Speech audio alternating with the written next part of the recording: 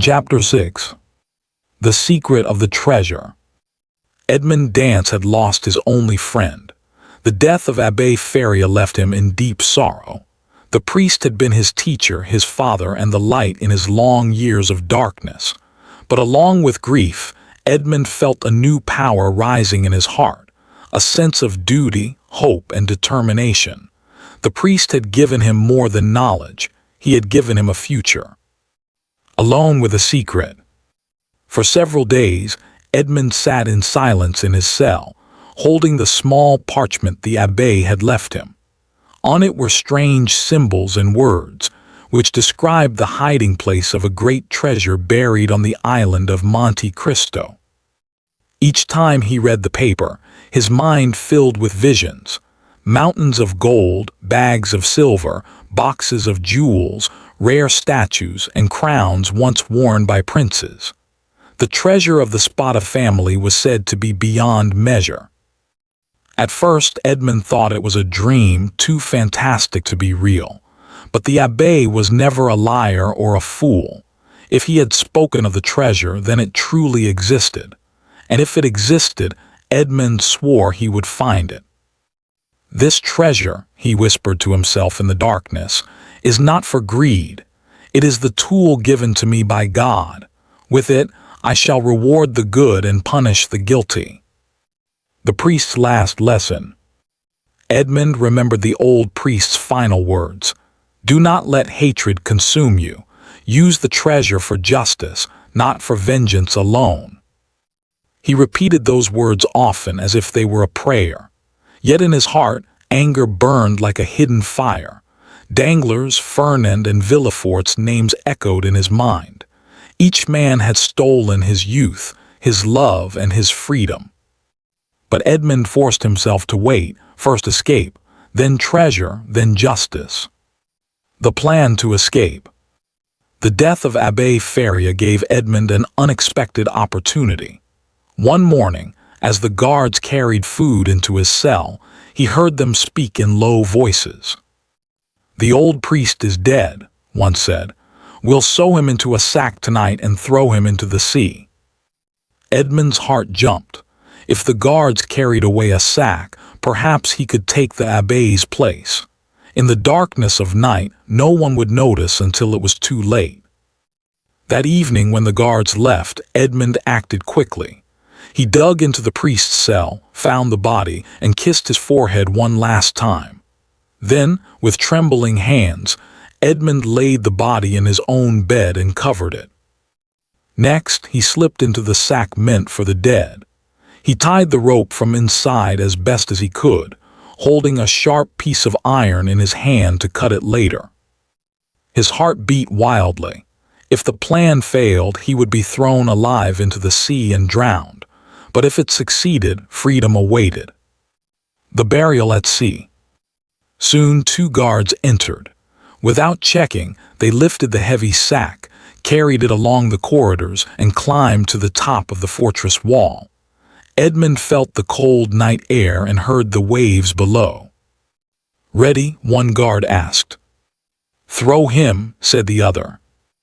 The sack flew into the air and Edmond plunged into the icy sea. The shock of water nearly made him scream, but he bit his lips. Weighted down by cannonballs tied to the sack, he began to sink fast. Desperate, he cut through the canvas with his iron piece, tore the rope, and swam upward with all his strength.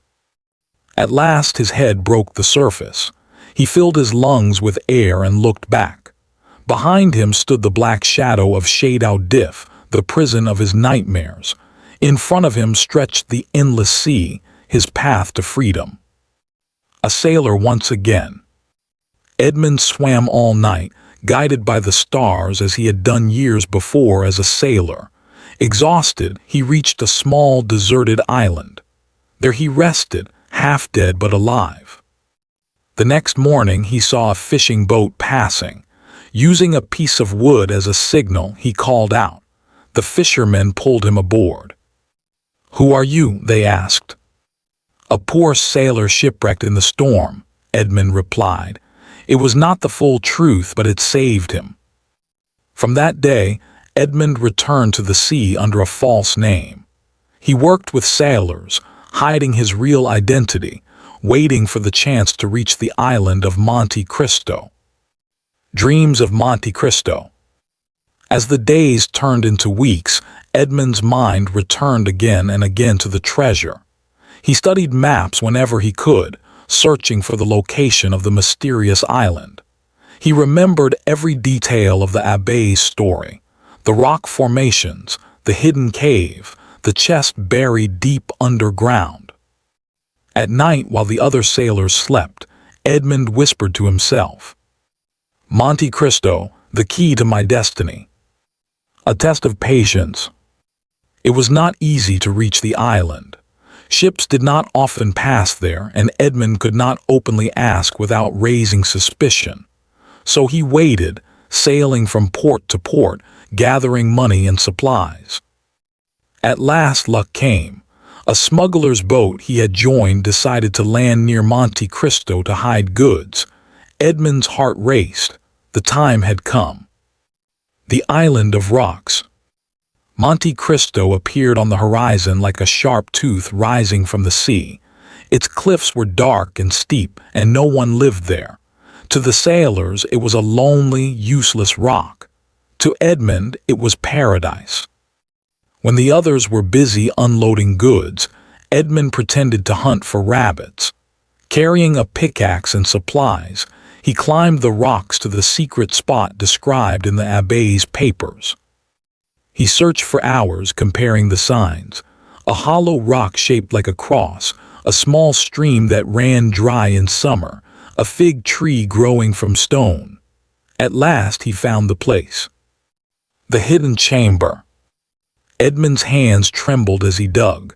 The ground was hard, but his strength was fueled by hope. Soon his pickaxe struck something solid, a wooden chest bound with iron. With a cry, Edmund pulled it free. He broke the lock, lifted the lid, and gasped. Inside lay mountains of gold coins, silver bars, diamonds that sparkled like stars, rubies red as fire, emeralds green as the sea. Statues carved in marble, crowns decorated with jewels, and weapons made of shining steel filled the chest. It was more than treasure. It was a kingdom in a box. A new man is born. For a long time, Edmund could only stare, blinded by the brightness of his fortune. Then he knelt and whispered, "Abbé Faria, your secret lives. I am free, and I will use this gift." At that moment, Edmund danced. The poor sailor died, and a new man was born, the Count of Monte Cristo. With this treasure, he would build a new identity, powerful and untouchable. He would reward those who had been kind, such as his faithful friend Morrel, and he would punish those who had destroyed his life. The sea had carried him from prison to freedom. The treasure of Monte Cristo would carry him from despair to destiny.